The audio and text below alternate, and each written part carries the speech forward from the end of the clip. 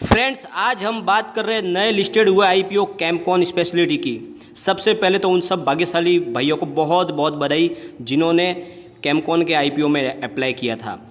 उनकी अच्छी किस्मत की वजह से ही उन्हें शेयर अलॉट हुए, क्योंकि आईपीओ करीब 150 गुना सब्सक्राइब हुआ था और इतनी भारी मात्रा में सब्सक्राइब होने के बाद शेयर अलॉट होना एक लॉटरी के समान ही है। और आज उस लॉटरी का रिजल्ट आ गया है, सीधा 115% रिटर्न, बहुत ही शानदार लिस्टिंग। लेकिन अब आगे उन इन्वेस्टर को क्या करना चाहिए जिनको आईपीओ में शेयर अलॉट हुए? क्या स्टॉक को बेचकर प्रॉफिट बुक कर लेना चाहिए या लंबे समय के लिए होल्ड करके रखना चाहिए ताकि बाद में और अच्छा रिटर्न मिले, या फिर कोई तीसरा ऑप्शन अपनाए? और जिन इन्वेस्टर को आईपीओ में शेयर अलॉट नहीं हुए और वो खरीदारी करना चाहते हैं, तो क्या उन्हें अब खरीदारी कर लेनी चाहिए या थोड़ा इंतजार करना चाहिए? साथ में कंपनी के बिजनेस और उसके फंडामेंटल को चेक करेंगे। लेकिन उससे पहले अगर दोस्तों पहली बार मेरे चैनल पे आए तो चैनल को सब्सक्राइब कर दीजिए, एक बेल आइकॉन दबा दीजिए ताकि जब भी नया वीडियो बनाऊँ पहला नोटिफिकेशन आपको मिले।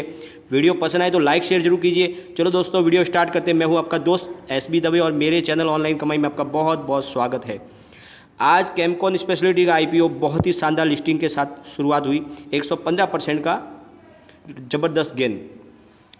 स्टॉक 730.95 यानी 730.95 के भाव पर BSE में लिस्टिंग हुई और अभी ट्रेडिंग जो है शुरू है दोस्तों। 1 बजे का टाइम है। लिस्टिंग के बाद स्टॉक लो में भी चला गया था 584.80 तक, यानी थोड़ी उसमें गिरावट आई प्रॉफिट बुकिंग की वजह से।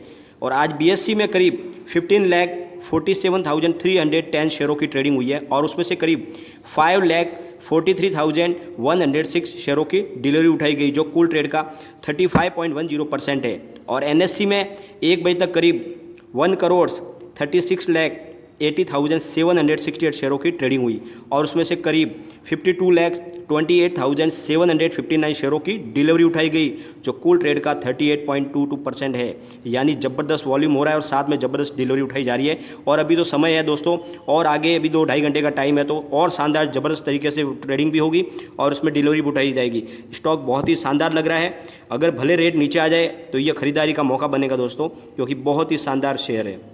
फ्रेंड, थोड़ी देर अब कंपनी के बारे में और उसके आईपीओ के बारे में जानकारी ले लेते दोस्तों। सबसे पहले कंपनी HMDS और CMIC नाम के 2 केमिकल बनाती है जिनका इस्तेमाल फार्मास्यूटिकल कंपनी में होता है। कंपनी इन केमिकल के निर्माण में मार्केट में लीडर है दोस्तों। कंपनी को ISO 9001/2015 और 14001/2005 के सर्टिफिकेट भी मिले हुए, ISO सर्टिफिकेट मिले हुए कंपनी को। कंपनी वडोदरा गुजरात में आई हुई है और कंपनी जो केमिकल का निर्माण करती है उसमें उसकी मोनोपोली है और बड़ी से बड़ी फार्मा कंपनियों भी उनसे केमिकल को खरीदना ही पड़ता है, क्योंकि इन केमिकल के बिना वो दवा का निर्माण नहीं कर सकते।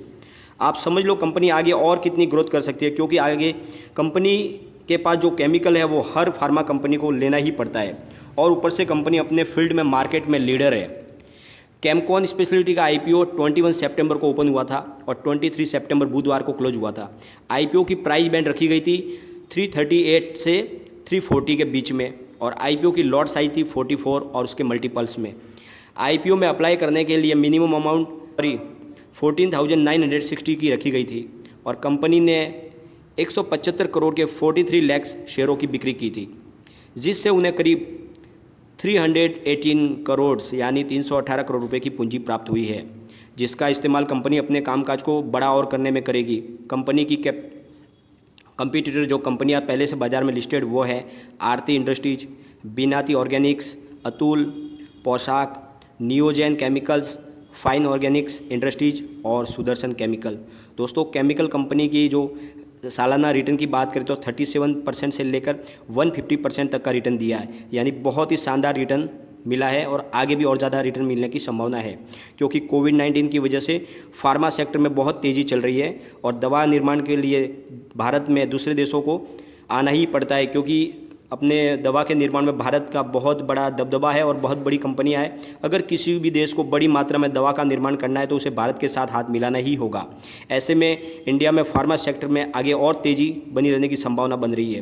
दोस्तों, कैमकॉन स्पेशलिटी की बात करें तो ये दुनिया की तीसरी HMDS उत्पादन कंपनी है और इसके अलावा यह भारत की सबसे बड़ी SMIC केमिकल उत्पादक कंपनी है। कंपनी अकेली भारत की जिंक ब्रोमाइड बनाने वाली कंपनी है, यानी पूरे भारत में सिर्फ जिंक ब्रोमाइड का निर्माण यही कंपनी करती है। साथ में ये दुनिया की दूसरी सबसे बड़ी CMIC बनाने वाली कंपनी है, यानी जो केमिकल CMIC केमिकल बनाती है वो दुनिया की दूसरे नंबर की ये कंपनी है। साथ में देश की सबसे बड़ी कैल्शियम ब्रोमाइड निर्माण करने वाली कंपनी है। कंपनी के बड़े बड़े कस्टमर है जिसमें हिट्रो लैबोरेटरीज़ है, लॉरेस लैब्स है और ओरो फार्मा है। यह सब देख कर आपको पता चल ही गया होगा दोस्तों कि कंपनी की हैसियत क्या है। ऐसे में स्टॉक में हमारा निवेश तो होना ही चाहिए क्योंकि यह लगातार प्रॉफिट देने वाला स्टॉक बनेगा। दोस्तों कंपनी की अगर बात करें तो इसकी स्थापना 1988 में हुई थी और इसका मार्केट कैप करीब 2260.11 करोड़ है। कंपनी ने अपने क्वार्टर रिजल्ट में अपना ग्रॉस सेल 2620.52 करोड़ का बताया है। कंपनी लगातार अपने ग्रोथ और प्रॉफिट को बढ़ा रही है और इस कोविड-19 के दौरान कंपनी का कामकाज भी बहुत ज़्यादा बढ़ गया है और कंपनी इनके केमिकल की डिमांड भी बहुत ज़्यादा है और इसी को मद्देनजर रखते हुए कंपनी ने बाजार से पूंजी जुटाने का निर्णय लिया था ताकि वो जल्दी से जल्दी उन सारे ऑर्डर को पूरा कर सके जो कंपनी के पास पेंडिंग है और लगातार नए ऑर्डर मिल रहे हैं। और इस रकम से कंपनी अपने कामकाज को और बड़ा करेगी और ऊंचाइयों पर कंपनी जाएगी और अपने फील्ड में वो पूरी दुनिया में नंबर 1 बन जाएगी। और जब वो अपने फील्ड में पूरी दुनिया में अगर नंबर 1 बन जाएगी तो आप सोच लो स्टॉक की प्राइस क्या होगी। यह स्टॉक सोना उगलेगा। लेकिन हम फिलहाल आज की स्थिति को एनालिस कर लेते हैं। सबसे पहले उन भाग्यशाली इन्वेस्टर की बात करते हैं जिन्हें IPO में शेयर अलॉट हुए।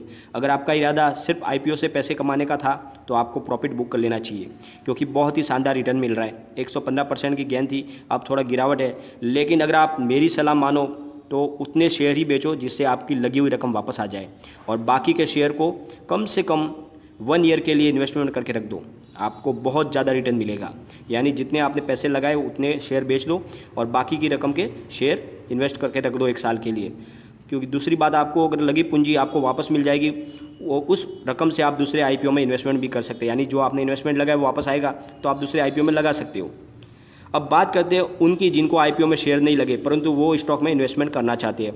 तो आप फिलहाल 2 से 3 दिन का इंतज़ार करें, एक बार शेयर को पूरा सेटल होने दें, जो भी उसमें करेक्शन आना है वो आ जाए, उसके बाद आप इन्वेस्टमेंट कर सकते हैं। लेकिन मेरी राय है कि आप कम से कम 1 साल के लिए उसमें बने रहें क्योंकि स्टॉक 1 साल के अंदर आराम से 1200 को टच कर सकता है क्योंकि कंपनी जो कामकाज कर रही है और अब वो मार्केट में आ चुकी है तो इसका असर तो स्टॉक के ऊपर पड़ना ही पड़ना है और कंपनी के कामकाज की वजह से वो 1200 को टच करेगा ही। तो आप अगर इस टाइम में अगर रिटर्न जो भी इन्वेस्टमेंट करते हो तो आपको 1 साल के बाद बहुत ही शानदार रिटर्न मिलने वाला है।